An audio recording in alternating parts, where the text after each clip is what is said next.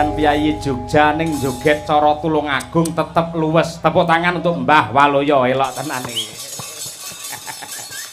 Niki jagani jenengan lek kapan-kapan kula jak teng Jawa Timur iki wajib ngoten niku marahi nggih. Alah wong kula niku waton obah mau.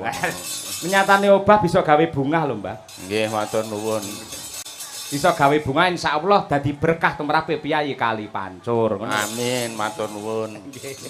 Assalamualaikum warahmatullahi wabarakatuh. Waalaikumsalam. Kaulit dengan kasarasan tuwin karahayon mugi tansah winantu ing kula panjenengan sami katitik wonten ing kalodhangan menika panjenengan kula sami tansah kepareng pinanggih wonten ing papan menika kanthi kebaing kabingan. Iki cetha ora lengku ngomong iki. Jenengane arepe ndagel apa arepe genduren kok ngoten niku? Kalih ngabulke. Matur nuwun kula nuwun Mbak Cange. Nggih. Wah, jan arang-arang kepenuk, kepethuk dadi nggih.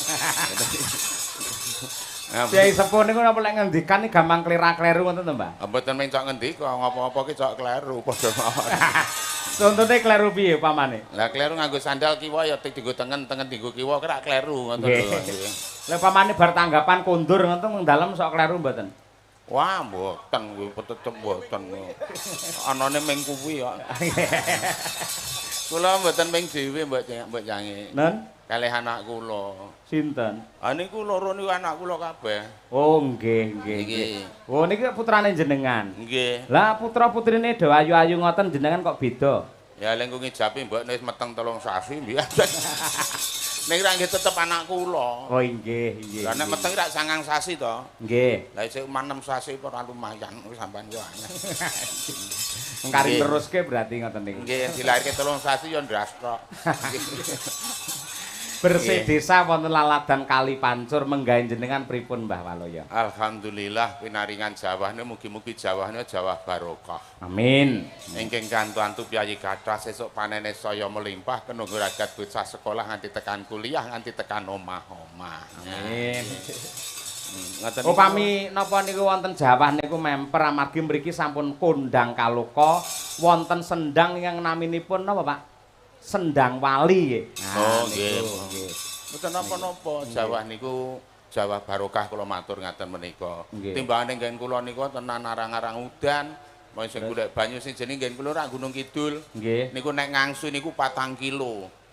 Golek banyu niku. Nggih, mikul angger 2 meter leren tak ombe, angger 2 meter leren tak ombe tekan omah entek. Nggih. Wah, niki nyuwun pamunten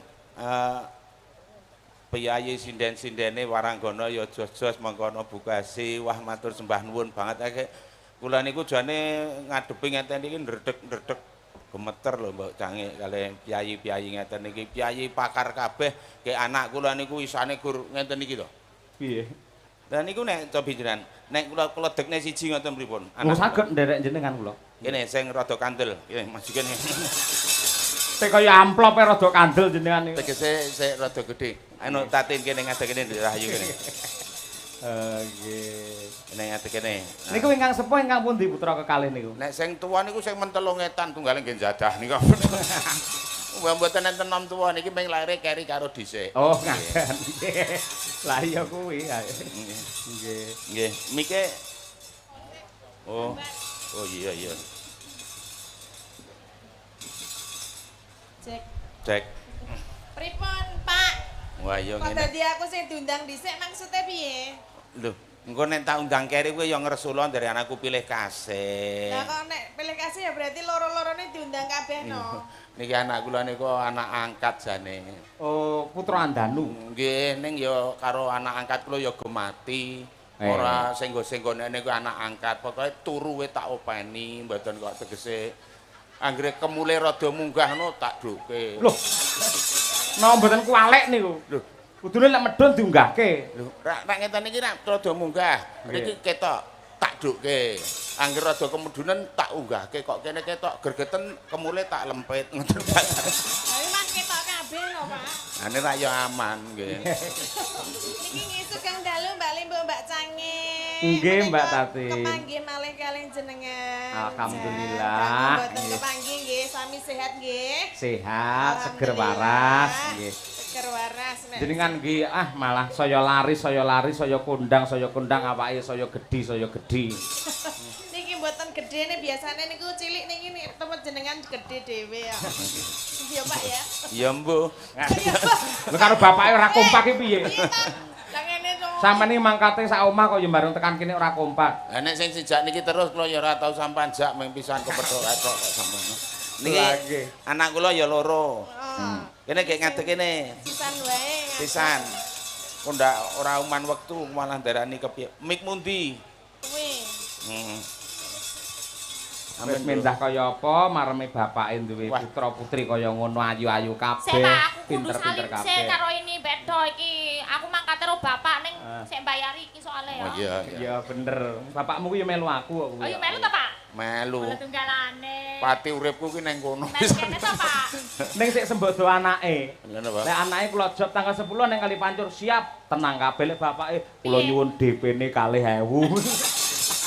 Ngono kok diomongke. Ya yo soalé bapak niku nggih nganu kok sakniki ajeng damel pendopo ya Pak. Wah, tenan. Alhamdulillah. Ngen kula niku hasil maringi jenengan niku. Nggih. Niku tak nggo tambah omah gawe joglo, ya tak ukir cagake, mongko ukire iki anggere esuk ki malih. Malih pripun? Lah pangan rayap kan malih anggere esuk. Tak kira canggih po piye jebul pangan rayap. Kula niku nggih bangun omah gedhe. Nggih. Nggih pundi-pundi tak bangun terus saking dana turah niki nggon kamar mandi we tak pasangi CCTV. Wah iya. Elok. Kon kamar mandi. Heeh. Ben piye? Lah engko nek wong nyolong sabun men ketok to. Masa nyolong kok sabun. Bang. Iki mesti moduse bapak ini dipasangi CCTV. CCTV nang kamar mandi kuwi, engko nek sing mlebu wiyaga-wiyaga kuwi CCTV tak wateni clek. Ah. Nek angger kowe karo iki mlebu tak gedhekke. Tenang ra. Soale niki selemer Bu, cok nyolong sabun. Ora. Di mana tempat sing jenenge napa niku sing jenenge kamar mandi lah hal yang sangat privasi. Lah nggih. Mboten pareng diparingi CCTV ngoten niku. Mulane gek kula tetel. Nggih. Seneng ya Pak, iki sowan kene. Bapak Ibu, ini kula sowan kaping kalihipun. Nggih. Panjenengan sedanten nggih percaya kula niki ya anaknya bapakku ini ya. Mirip toh? Mirip saka Kowe aja ngono, kowe tak duduhi ya, tak omongi ya. Piye Pak? Iki kowe ngerti sound system? Ngertos. Kowe disele kowe buluk ora apik. Ning suarane lho, salone piye? Salon kuwi isane banter mergane apa? Mergo ana listrike. Ora. Ana powere. Saka ora. Lah apa? Sebabe ana ese. Kok Maksudnya iso? Lah salon nek ora ana ese gur alon. Engko kok ngayal. Oh ya. Nggih sampe tangi. Biasane ora ngoten niku. Nggih leres. Ning nggih nuwun sewu panjenengan tetiga niku pancen sampun dipun antu-antu kalian para pepunden panitia mriki. Wah napa nggih? Nggih, saestu kalau diantu-antu kados pundi supados jenengan terus Mbak Tatin, Mbak Elisa saged nglipur para warga masyarakat wonten ing laladan Kali Pancur mriki. Nah, pramila saking menika mujudaken bab kehormatan yang luar biasa kangge panjenengan tetiga lho. Nggih matur nuwun jane kon gawe seneng lho aku kuwi susah ora ilok-ilok kon gawe seneng. Ning ya ora apa-apa. Awake dhewe iki ngestokke dawuh. Mboten lek susahe mikir napa lho, Pak? Walah kula niku ada lemah ra payu-payu. nek lah apa? Mongko ning kutha lho. Lho, nek nang kutha kudune payune larang lho, Pak. Angger wong niliki Bali, Mergane piye? Lah kudune nek nilai yuk Bali.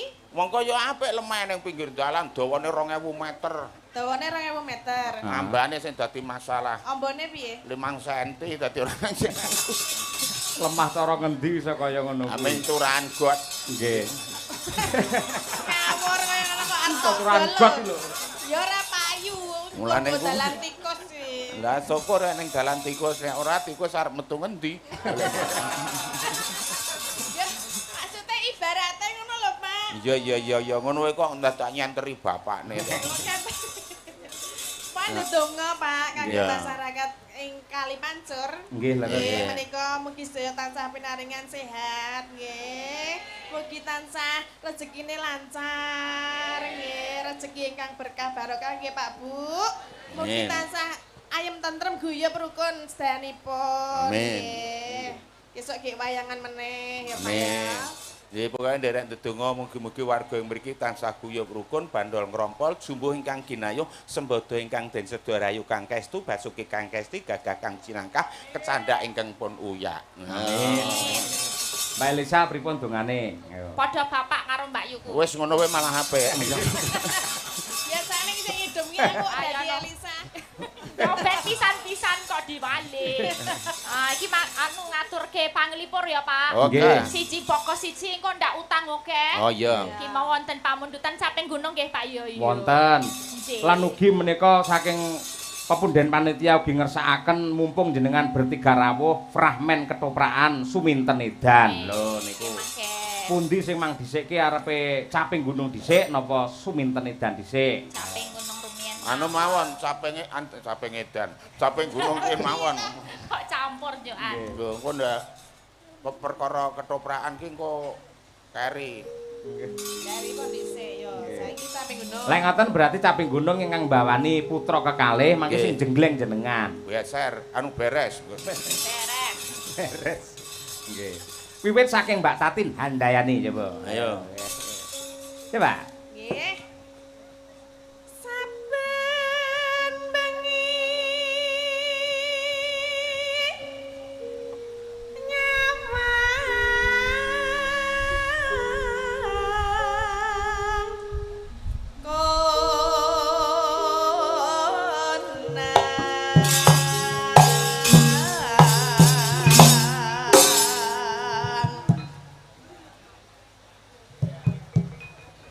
Ayo Mbak. Ayo mumbul. Kok malah keteprek, Pak. Mumbule kapan? Jane iki kepiye? Mas, ling ngendang mbok aja kaya motor masih busine. Kaya motor mati busine. Angger aku ngene mung dudut-dudut ra urip-urip, dudut-dudut. Ayo Mas Agus. Ya Agus apa? Lah sapa? Ngawur. Sinten Pak? Sinten? Kenalan. Agus ngono kok ngayal. Mosok pengendang Mas bengi. Heru. Lah nggih, Heru Su Agus. Ayo Mas Heru. Ayo, kok kek mangap, kek mangap. Kek Lah ngene. aku wis mangap lho, gari jelenge kok. Balenono kok ndak cukup uang. Ayo. Sing kaya apa? Piye? Caping gunung kuwi lho saben bengi. Lah aku wis saben bengi. Wah, mbok kene kok ndek daging. Oh, ayo Pak. Konang. Konang Mas, Oh, konang. iya.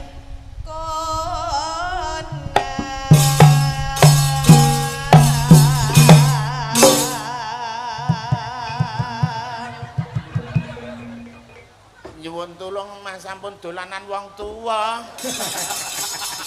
Lah, bapak iki lagi mumbul lagi kok tibane iki mak jeleng ngono lho. Wah, aku wis tau mumbul malah kecantel. Lah iya Mas. Bapak malah ngene.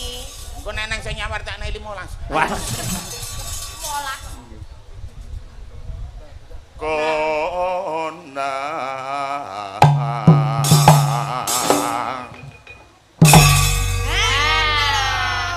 Ngapa, Pak? Ngapa? Aku ki baru operasi ya. Operasi apa? Kukul. Kukul kok nang kono iki kukul apa? Wah, kukul ki ora nganggo KTP, manggo ning ndi oleh wae. Tak siri kukuli ya Mbah ya. Lah hukume nek kukul iki nanggon pipi, apa bathuk, apa janggut ngono kok dadi nang isor barang ana kukule. Iki kukul cerdas milih kon. Yen memajang Suarane anakku sing siji. mengkaro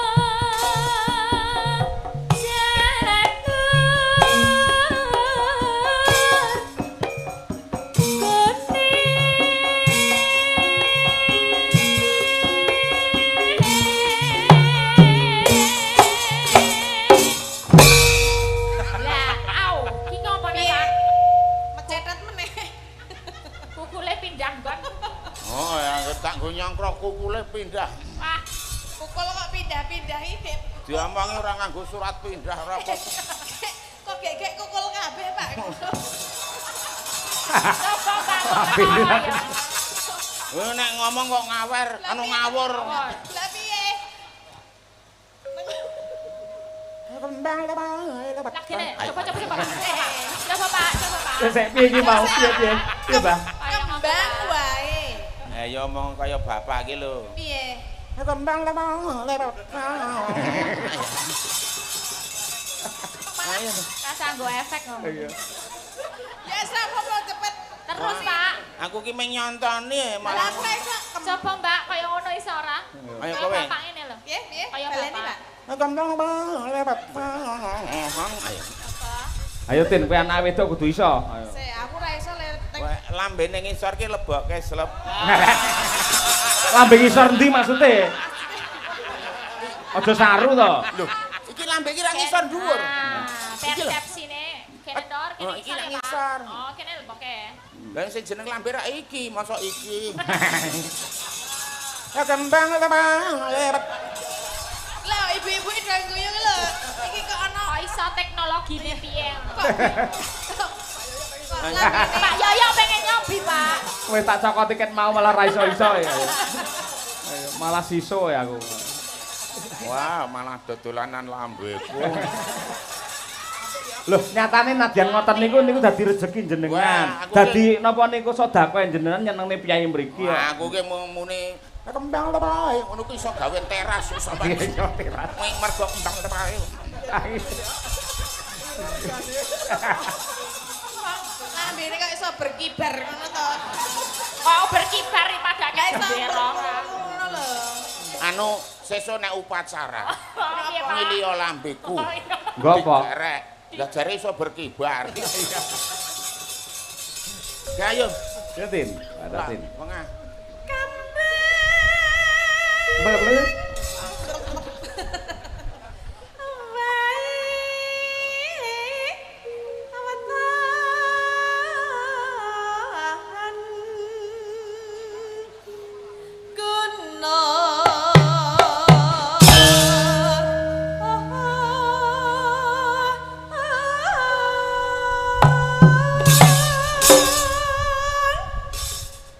Piye to, Pak? Ayo. Dipasno lah. Awas, jerawate, awas jerawate. Alah, alah. Alah, alah.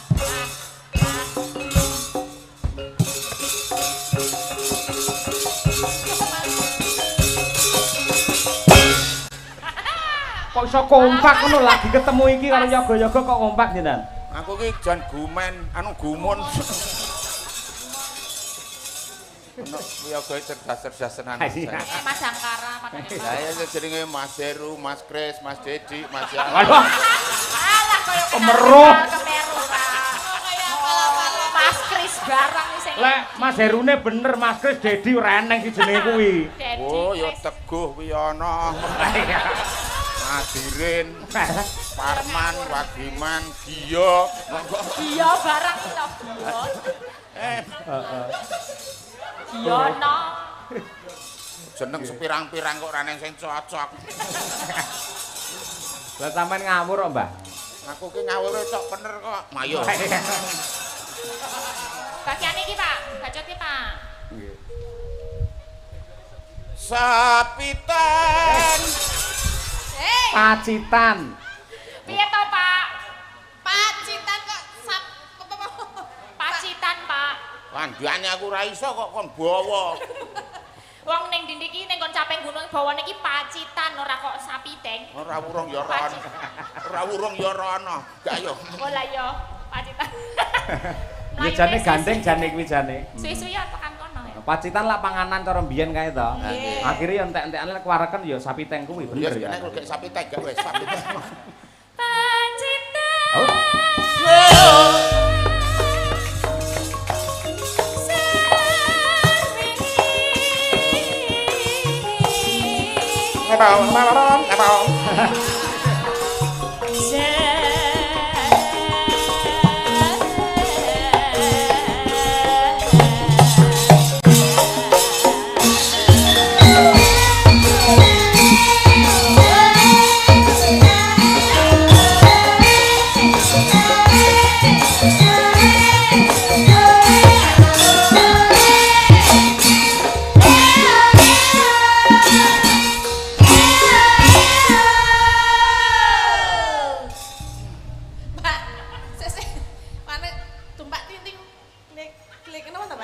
Iya. Kok aku kayak krungu klothok-klothok kene apa to, Pak? Jane. Oh, kuwi to. Heeh. Aku ngimbul bajing semaput. Monggo. Aku delok bajingmu, Pak. Wis tak tembak wingi wis ora. Ditembak. Oh, joget kok klothok-klothok iki. Kuwi yo telaten mentok kuping. Mbak Tati ini, Mbak. Nggih, kula oh ya. Pak, Apa? nek sinden mbokmu Piye? biyen Piye? muni panas iki wong Piye? sinden ki ora lipenan kok ngene iki. Lah ngapa? Sinden ki do nginang. Nang Zaman biyen gek susure gede banget ngono. Oh. Terus? Bawa ki ora dicopot muni panas ngono ya.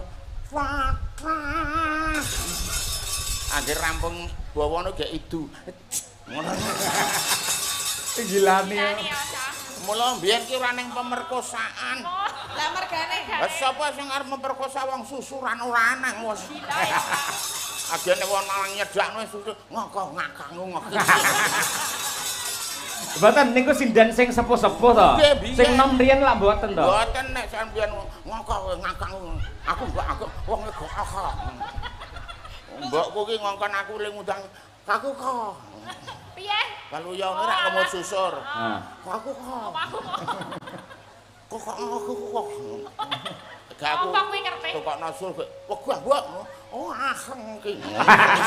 Apa kuwi? Asem ki. Wah. Ngono ning. Ya, Mbak. Wah.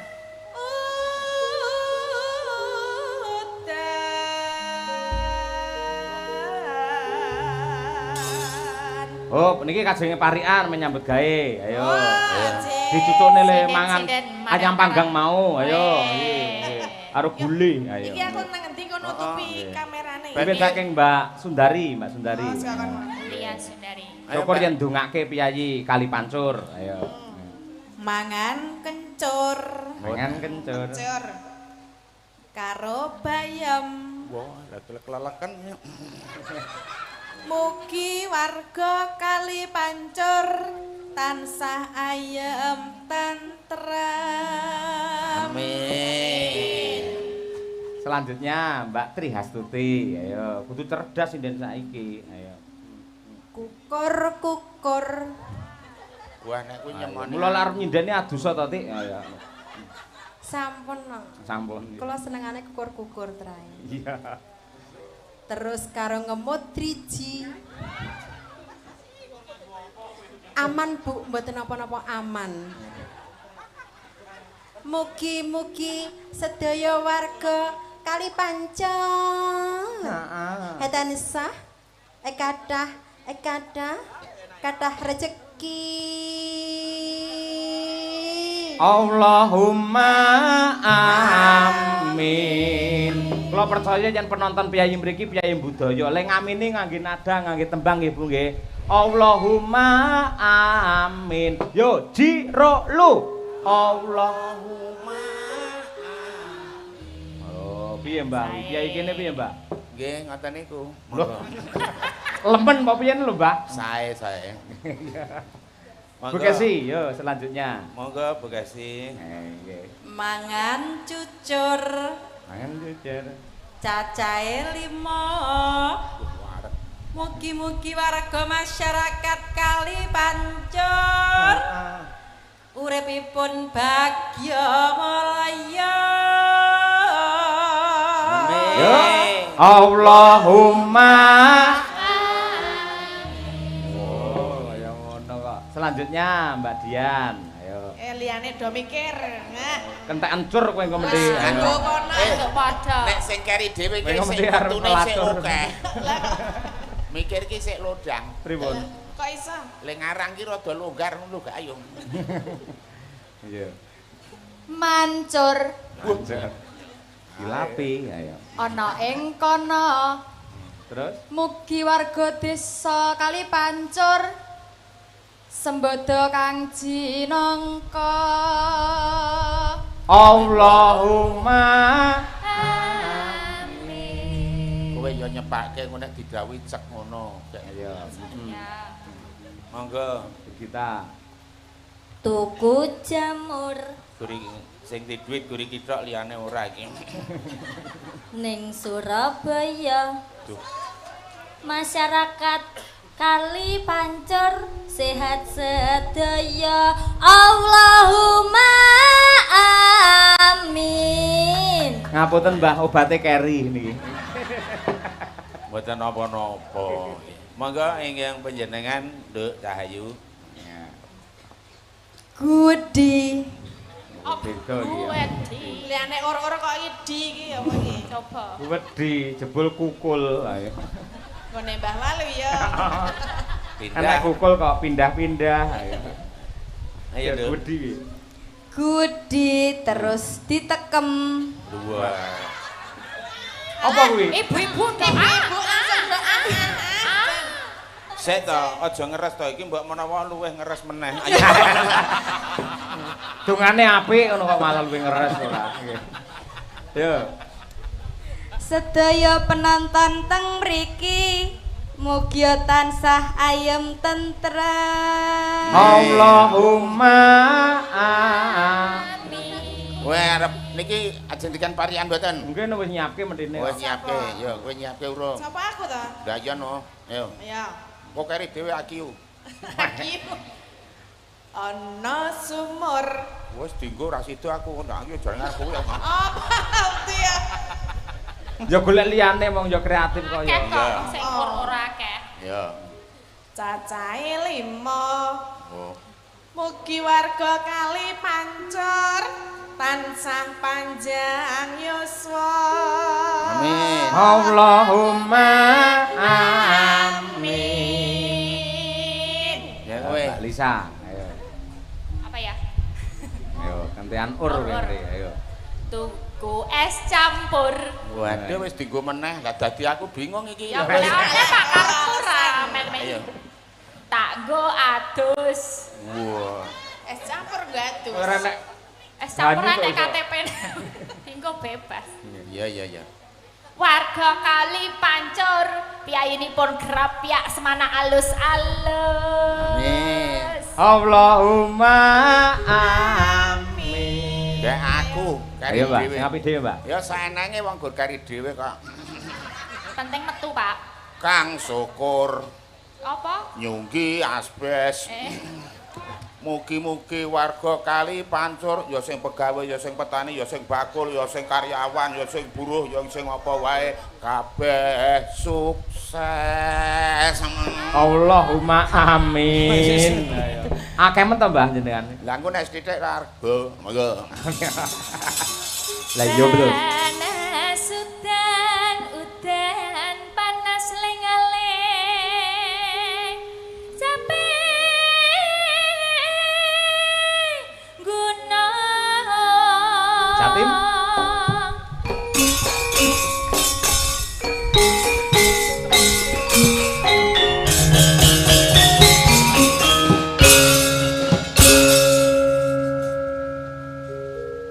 Maksudnya piye iki tulisan? Lah jenengane teng YouTube lak kondang julak-juline. tangkap ngono lho, Pak. Ditugoni tekekmu lho karo penonton wis ditekek. Wis tak chat kok. Napa? Melayu-melayu mergo nguyak walang. Melompat bethek kecemplung jugangan. Aku tau duwe bojo ayu bola-bali ilang. Beno bojo elek sing penting pinter golek utangan.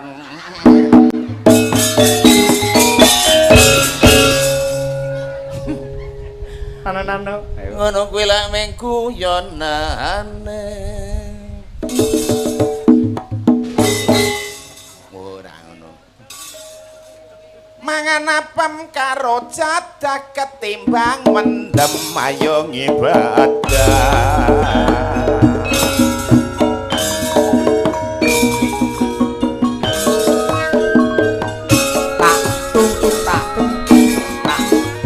Langsung, Mbak. Ayo, Mbak. Nuwun sewu dumateng para pamirsa ingkang sampun kersa rawuh wonten ing dalu menika. Monggo dulur sareng-sareng sami ladang mugi tansah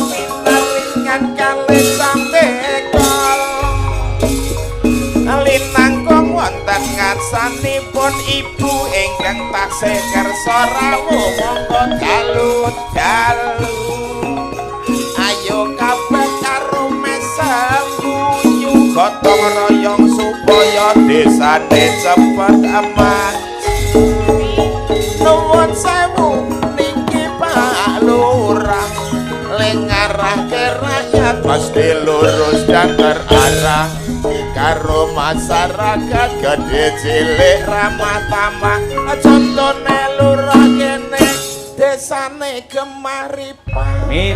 nuwun sewu Bapak polisi le nyambut gawe ora kenal awan bengi karo masyarakat yakin mesti mengayomi ngoyak penjahat karo kabeh wong sing padha judi menika wonten lapak tentara badan harus sehat kuat manggul senjata rela pisah anak dulur dengan keluarga itu semua demi membela nusa dan bangsa ugi wonten rawuh lenggah Bapak Camat mesti wae nggateke masyarakat semua program yakin mesti itu cepat supaya masyarakat semua makin sehat saya abot dadi Pak Kiai esok awal sore mesti rajin mulang ngaji maca sikir dulur kuat lan nutuk sewengi mongko karo isih mikir kepiye nasibe santri saya abot meneh ngono sing dadi guru le nyambut gawe biyen Senin nganti dina Setu ngendikane becik ora kena saru-saru guru kena diguguk uga kena lagi tiru kae ibu jilbab kok warnane coklat sing ngagem jilbab aku yakin rajin salat piyayine menang ora seneng berkhianat tak dongake ayam tentrem mergo kebakane emat ana meneh ibu ngagem jilbab warna kuning sing ngagem jilbab piyayine kudu eling marang Gusti Allah kang saben dina tansah peparing ati kudu sabar sareh ora kena muring-muring ana meneh kae jilbab kok warnane putih kae busana muslim jarir lak perlambang suci nek aurat yakin dulur lak tertutup rapi penampilan anggun di sawang katon alam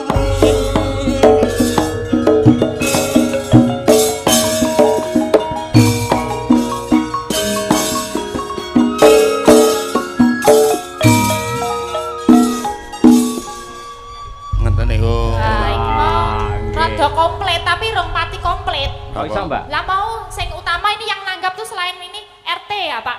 RT, RW apa? RT berapa tadi? RW Bilang. Mbah Mo. RW. Mbah Mo tadi ada. RW urung lho, Pak. Pak Lurah wes, Pak Kiai wes, tentara wes, RW. RW 3, RW 5, RW 4 iki.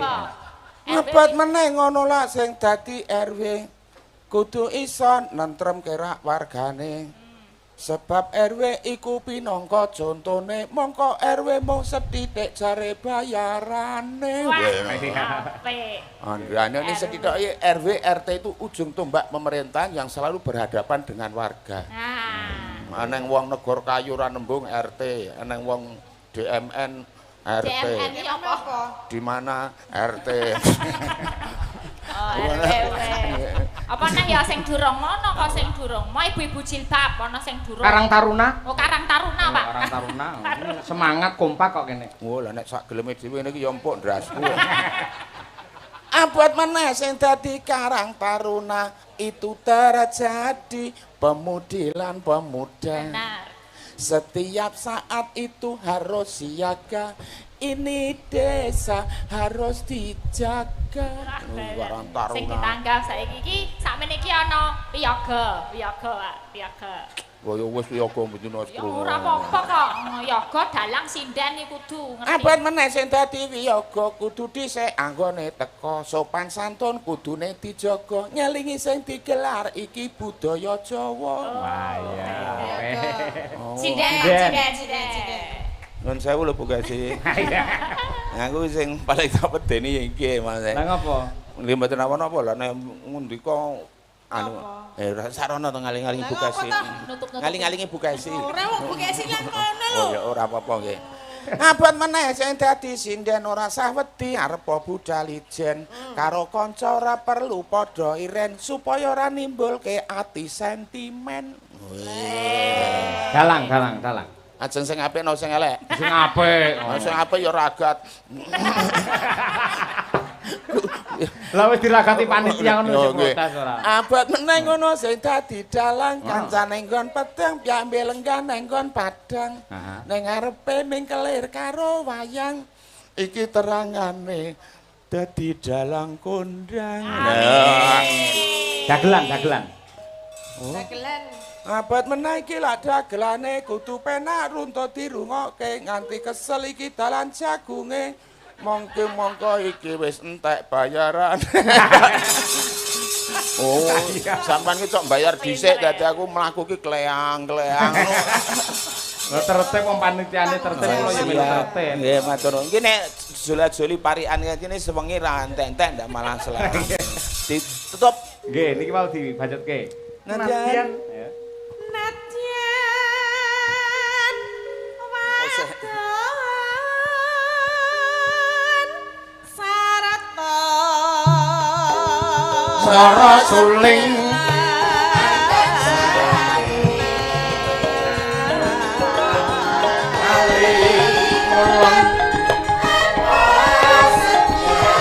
masuk langgam sapi dulu.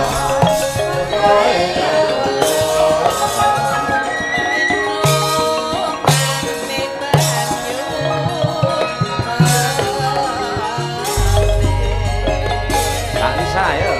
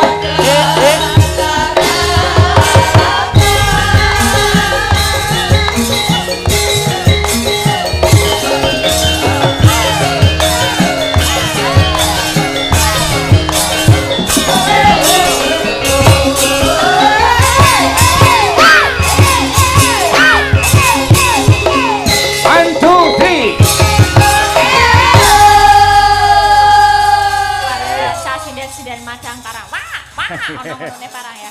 Semangat ya, Mbak ya. Semangat. Nggih. Niki wonten nawala saking Bapak Sutriyasa. Nggih. Ngersakaken tembang pepiling prau layar gugur gunung selendang biru ingkang nembang Mbak Tatin Mbak Elisa. Nggih. Wonten malih. Assalamualaikum warahmatullahi wabarakatuh. Waalaikumsalam. Sugeng dalu bocange bulimbuk. Sugeng ayahi jejiban mugi tansah pinaringan rahayu wilujeng nir ing sambi kala ngantos dumugi tancep kayon. Saking kula Wastu Kencana nyuwun dandang gula kanthi sandi asma Kali Pancur Bersih Desa. Anggitan kula piyambak nggih. Mangke dawahipun ninggal katresnan. Nggih pelok berarti iki nggih. Tapi Mbak. Nggih. Sinten iki? Nggih, sinten kemawon niku patah nggih. Oh nggih. Niki sing ngripta panjenengan iki Dalang. Lho sanes. Sanes. Niku lho nggih. Piye to Mas? Kemeruh jenengan iki. Mas nggawa kacamata barang kaya cek kleru lho.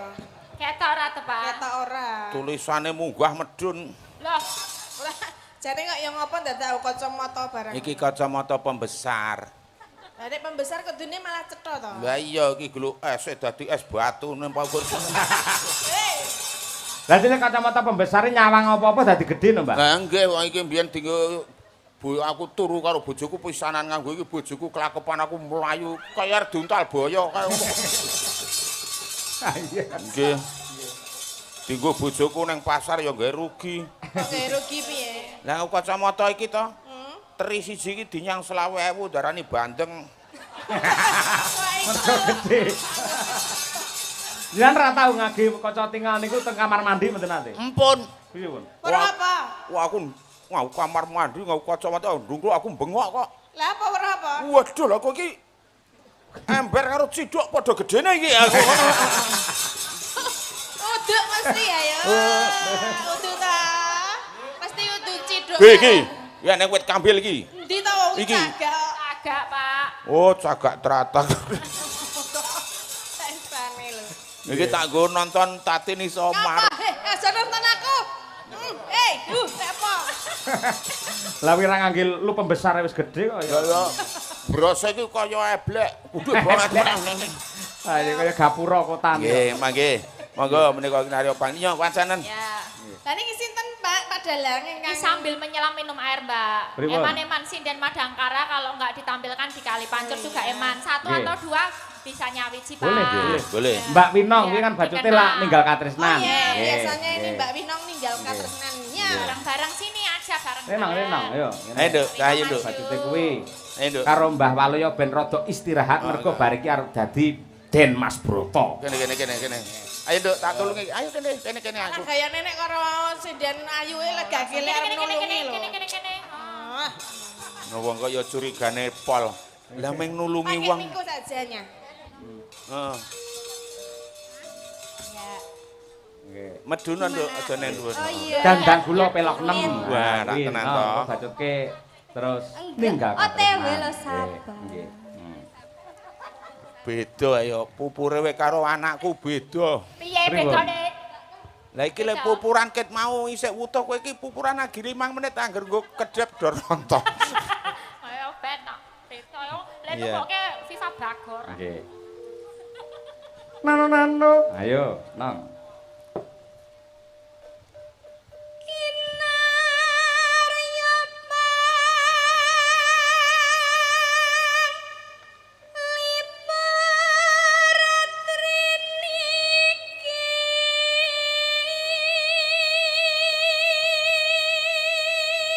Wah, aku nek ndek anak suarane kok ngene iki tak pengen gawe lawuh.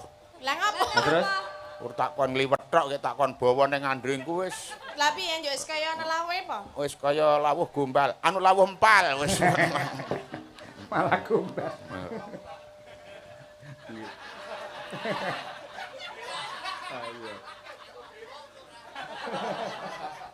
Ya piye gone do. Imajinasine. I. Ya. K. A. A. Lah aku ora maca sing gowo dheke kok ya. arep ketularan Mbah Waluya iki. Nah gombal.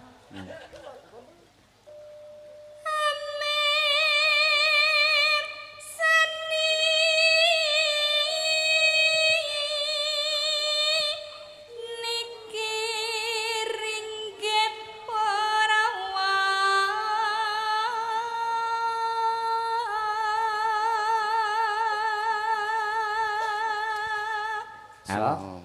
Swara ya kaya ngene iki wis tak omongi to aja mangan sing mambu-mambu lengo kowe iki tin. Lah piye? Mangan apa konen? Monce ambu lengo contone apa? Ya oncor kompor. Wajan. Aku tak mangan dhewe malah. Wo. Apa tak? Malah asin lengono kuah monggo. Iki kok kaya keceh ta aku. Apa to, Mbak? Plus. Nggih niki panggonge basah. Asine ora telung dhek nguyuh ae ket mau wis ana asine. Dadi nggih ndegleng dan ditantung jrene mak cerit ngono. Terus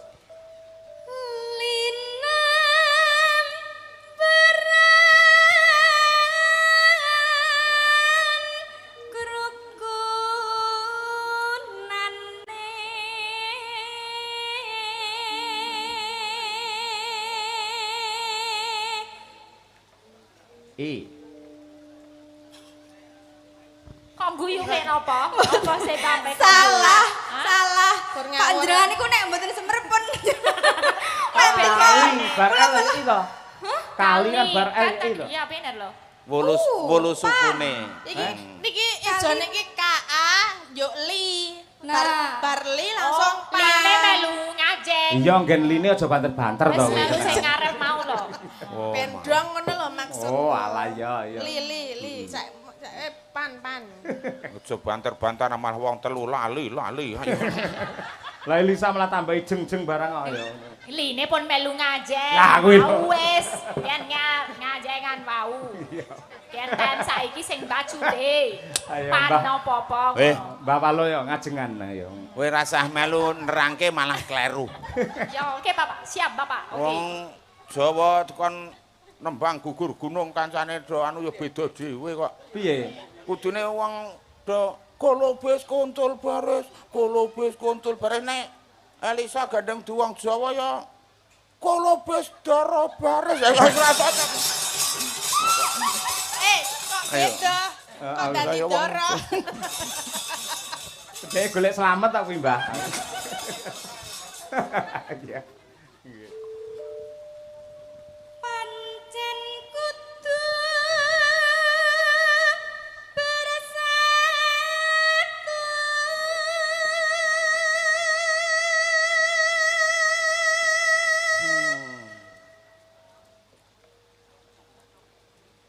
Cina katna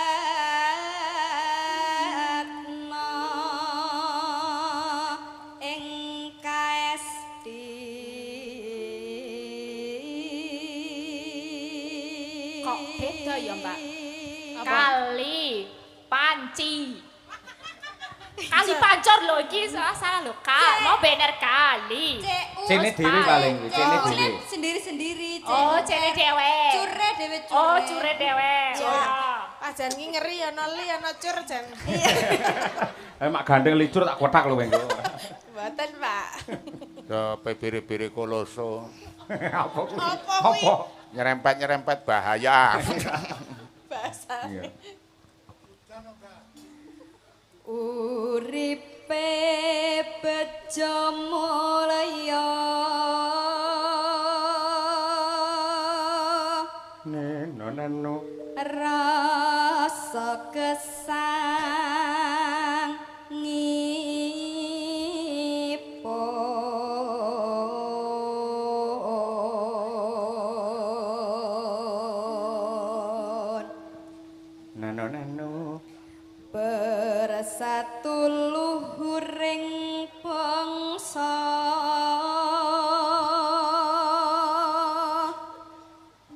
sehki nasih tansah jinangkung Yuang Widi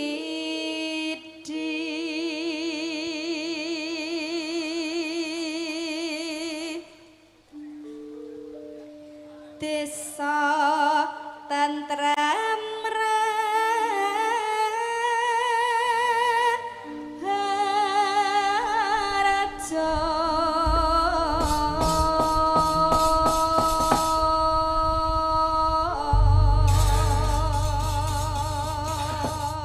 Matur nuwun, elok luar biasa. Bacutke ninggal katresnan, pamerno ning Mbahmu Waluya karo Piyayi mriki, Nduk Kinong. Nggih.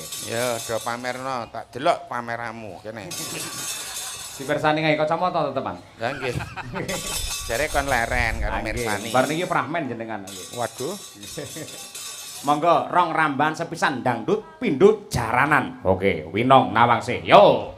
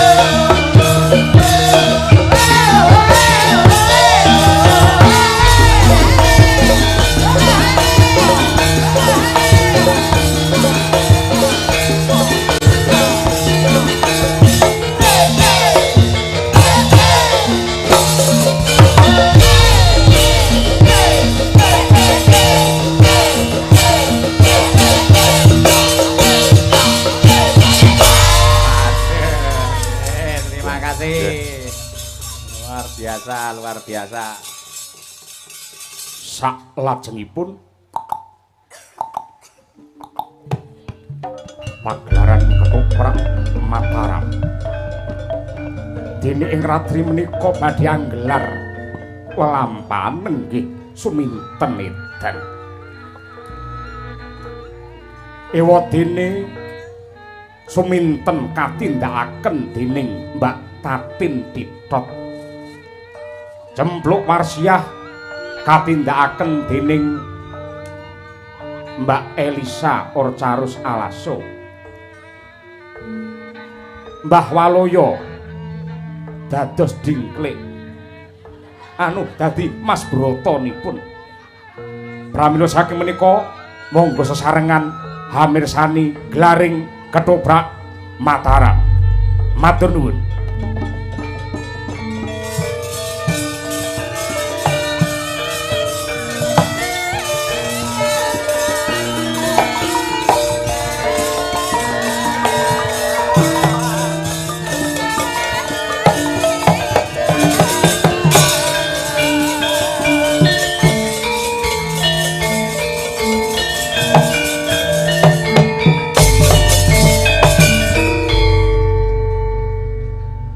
Sumini, Suminten. Sampeyan pisanan wis kleru lho ngono. Kaya iso wae to kleru ketoprak anyaran kok ya sampean kuwi. Iku kleru Sumini ora adoh kok. Den Mas. Duh, Suminten. Pripun to?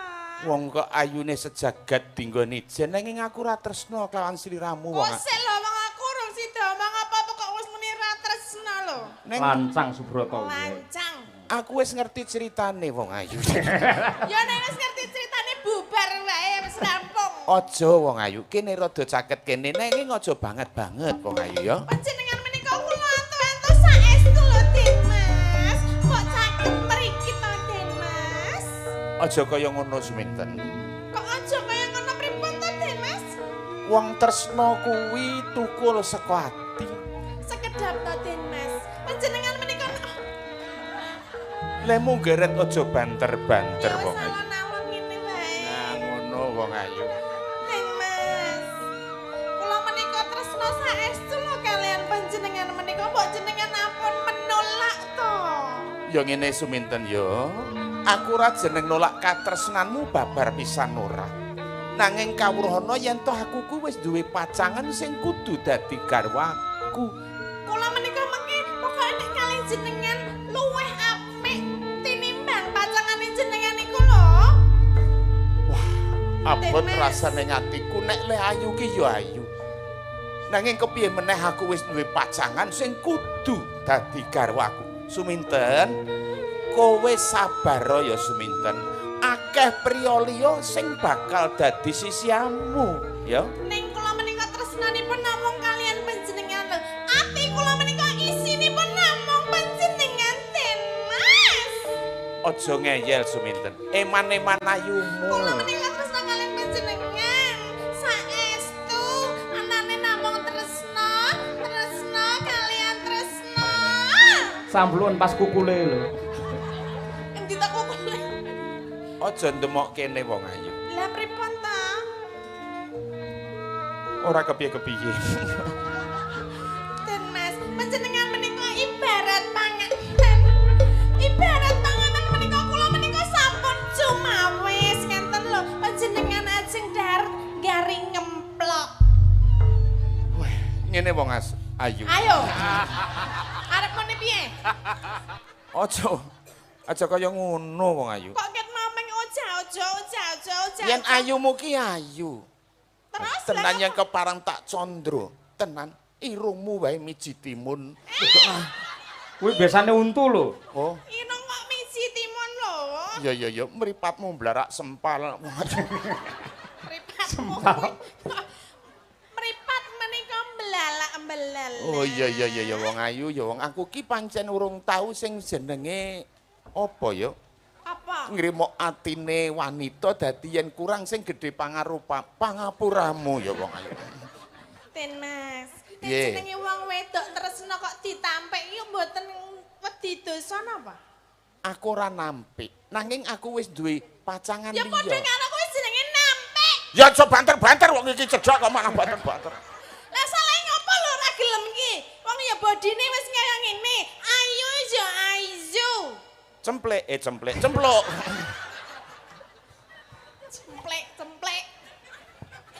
Ngadeg kok kene cempluk. Lagi pacangane. Kene wong ayu.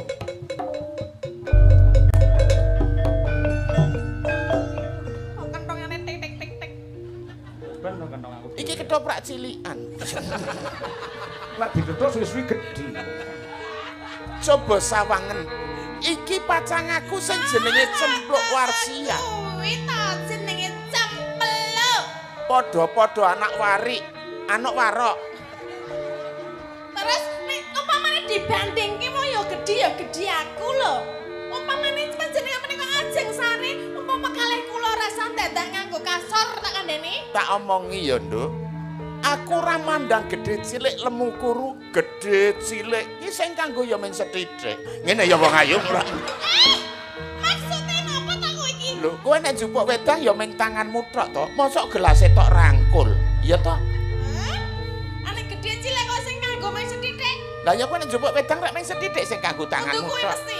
Ya syukur nek dong. Ya. Mula kene kowe aja meneng wae wong ayu. Kowe iki ngomong nek aku ki pacangamu. Kuwi sapa to, Mas? Kuwi sapa? Ojo. Terangno karo aku, nggek tak genahke.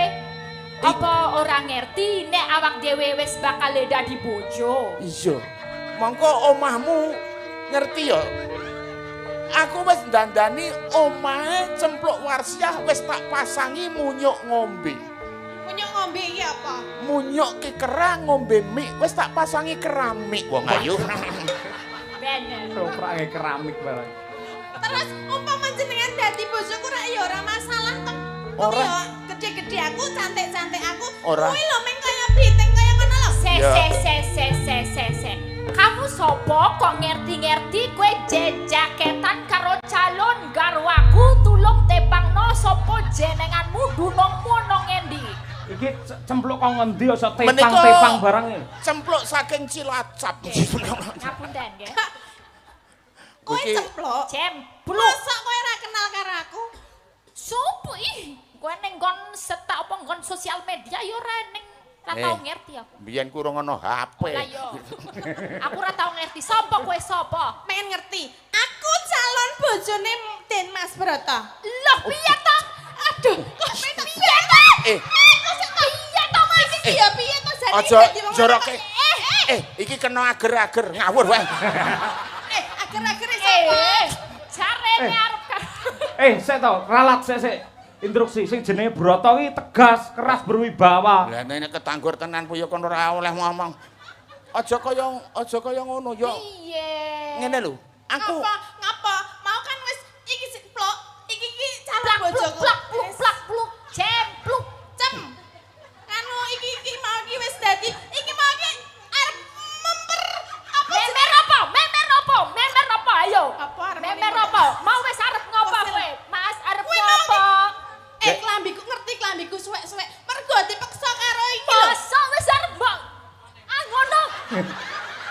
Ngono kuwi Mas ge laguanmu ning Ning akhire dhek ora iso mergo sosise layu. Lah ya wis syukur nek ngono tak. ngene lho, ngene aja do rebutan aku. Ngene, aku ki wong lanang. Wah iki tegas wibawa iki. Aku tegas wibawa. Ngene, Piye? kowe wedok, Bener. iki ya wedok. Aku lanang. Terus? Ya. Dadi bedane, kowe wedok aku lanang. Kenae piye kok jane arep memer-memer kuwi mau? Jane iki sing adat di bojomu ki aku apa kono? Wong lanang rasa mensela-mensele. Lek muni seneng karo aku kok ya seneng karo kowe barang. Lah ya manusiawi to. Awak dhewe wis nyebar undangan iki ki calon bojoku ya. Sapa jenengmu ngomong iki calon ten apa? apa? Sapa jenengmu mau? Wis ngene we. Ngene we. Kowe ayo tak ulehke. Kowe bali. Kowe bali. Kok ndak malah do pecokan. Endi bocah iki mau? Oh iki kene. Apa? Kok Kene. dadi ngono to? Iki apa arep ngomong? Yo, aku seneng karo kowe. Ning aku siji wae aku. Aku njaluk ladenono siji iki penjalukku ya. Napa Den Mas? Tulung jupukno kembang kae tak nggone nyunduki seliramu wong ayu. Kae lho. Kembang. Iya. Wong kembang Iya. Den Mas. Ora ana liyane to Den Mas. Ababmu.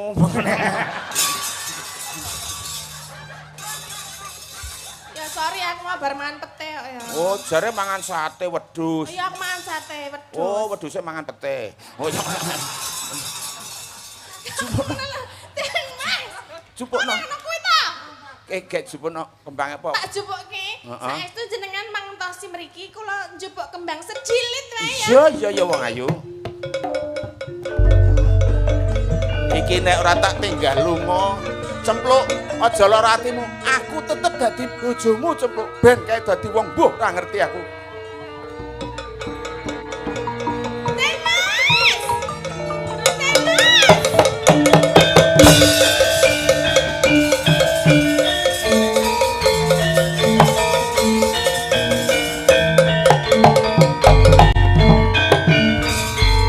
Kok malah dadi mlayu ora karo-karoan. Den Keedano. Ayo waktunya edan.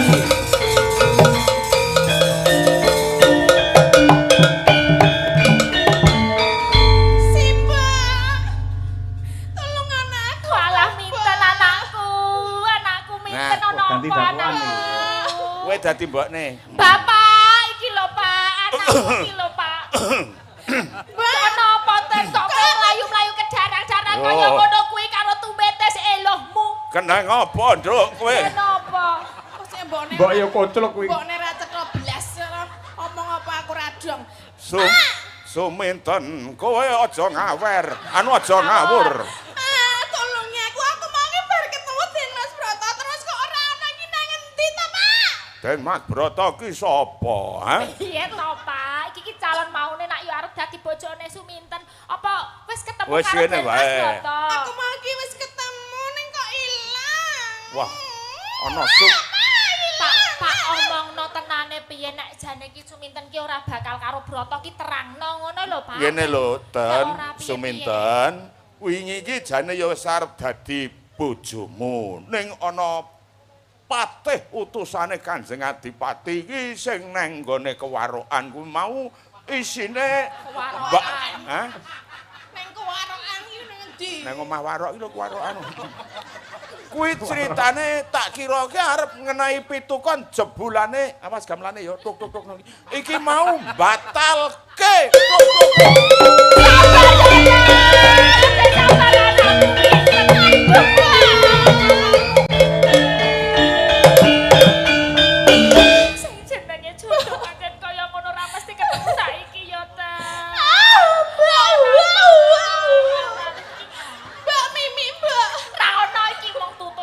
Mbak, aku terus piye mbok nek ngene iki carane aku Ora ki apa-apa. padahal aku ki wingi wis nyiapke mantenan ki arep nanggap wayang lho, Mbok. Jane arep nanggap sapa dalange sapa Arep rekane. nanggap kuwi lho, sapa jenenge Oh. sing dalang rapatya kondang kuwi lho. Jenenge Cahyo Kuntadi apa sapa kuwi lho. Saiki dalang kondang kok rapati kondang ki piye? Kok kondang, Mbok? Kondang. Kondang apane? Rada larang. Oh, ya mulane rasa nanggap kuwi to. Wah, aku diwangi golek iden Mas Roto. Golek ana Baik ya, Suminten, kamu kentir iki, Suminten, mbokne. Kowe bubuk karo aku wae. Kok malah bobot Aja ngono ki anakmu nek diumbar iki anakmu wis meh kentir. Wis Tak didit. ndang tak dedet ngono. Dedet. Wis to. Mbak, aku ki nak yo ning ngene iki, Pak. Wis to, Aku mau Nduk. aku iki wis nganu lho, Pak. Aku wis dandan cantik ngene iki to, Mbak. Elingo Nduk Cahayu. Pak. Waduh. Iki sesuk aku dandane kuwi lho, sing kene diorek-orek kae lho, Pak. Iya. Tanggapke wayang, pitung dina pitung bengi, Pak. Iya. Mbak, Wis kowe iki gek gendeng kok. lek gendeng piye? Tuh aku iki lho. Karo si Kok gendeng dipeksa. Piye to, Mbak? Wis gek gendeng ngono kuwi cepet. Ngono kuwi, saya ceritane iki ngono kuwi. Piye lek joget diwarai? Ah. Gek turut kono.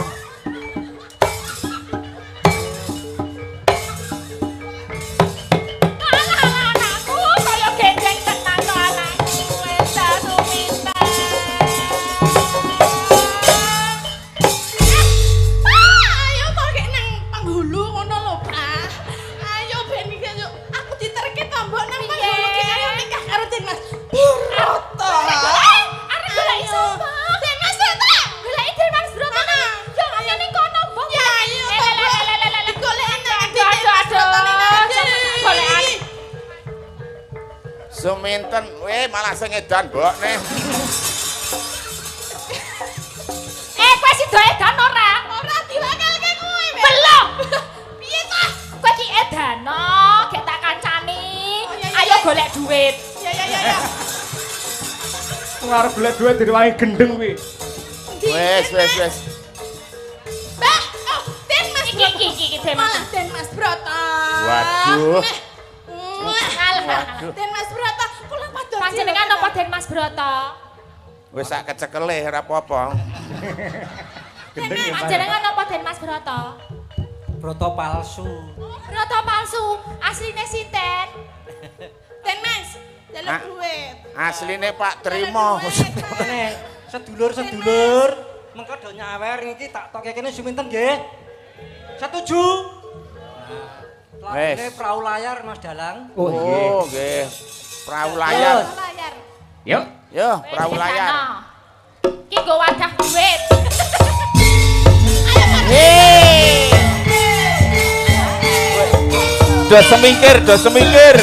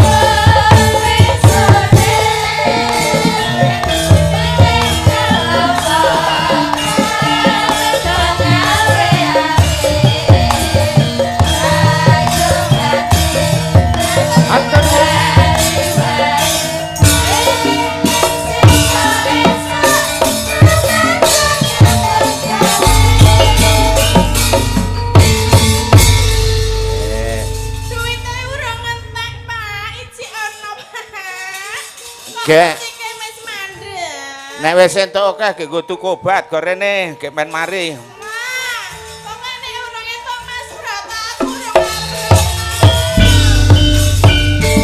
Weh.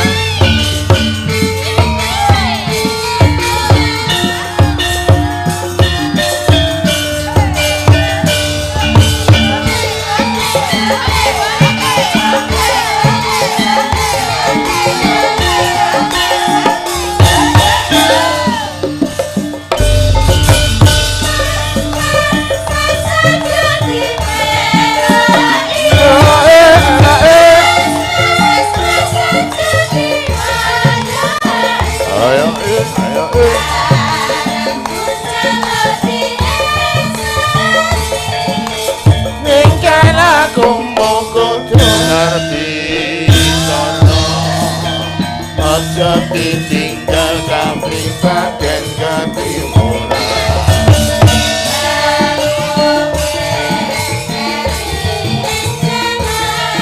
kok yo sing eling iku budaya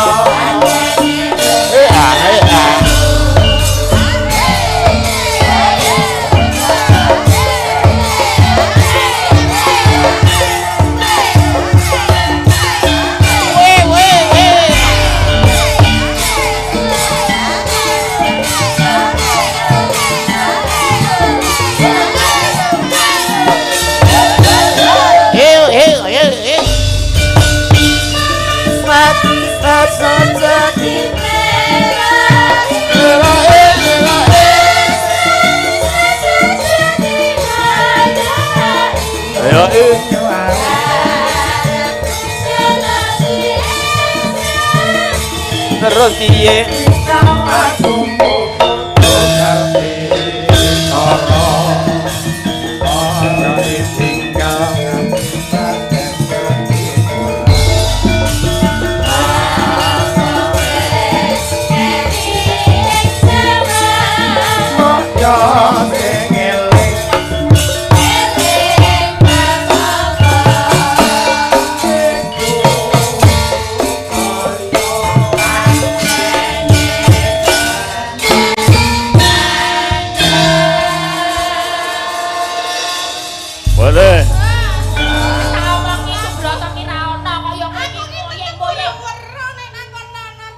Mbokne iki nek ora ndang tak paring usada iki malah ngombro-mbro gawe wirange wong tuwa. Iki tak tambanane ku nek wis mari tak undangke Den Mas Broto ya. Heeh. Wis menang wae tak ungkuli cethen mlengkung pucuk iki mesti bakal mari saknalika anakku Suminten Maria Suminten.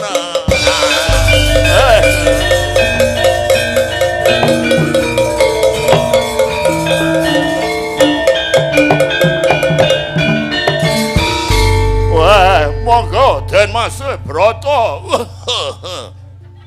Wah, betul. Wonten menapa, Bapak? Anak kula pun mari.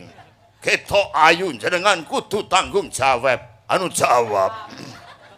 Broto. Menawi ngaten kula inggih nderek menapa iki dados kersanipun Bapak Warok. Kula ndobel mboten menapa-menapa kok. Abdine Broto melu lho, dijak omong lho, abdine. Abdine Broto. Nggih. Brondol, ndi ngono? Brondol barang. Brondol adine Broto iki. Yen to aku dhaup sakloro niku nayogyane apa ora sliramu? Ora to, ya wis. Apa wis wangsulan? Lah dadak kaya sing entuk tiket kae dadak. Wis Pak. Suminten kelawan cempluk kepiye wae iki wis dadi jatahmu kudu dadi bojoku sakloron, aja kuwatir. Nadyan kowe iki tak dobol tresnaku padha wong ayu. Aku Senin rene, Selasa rene, Rebo rene, Kemis rene, Jemuah rene, Setu rene, Minggu prei ya. neng puskesmas nggih monggo. Matur nuwun. Matur nuwun Mbak Waluyo, matur nuwun nggih nggih. Nggih. Mbak Tatin, Mbak Elisa saged istirahat rumiyin. Nggih. Tetep ngaturaken selamat sukses untuk warga masyarakat ing Kalipancur, Ban-ban kerep ngalian Semarang. Amin.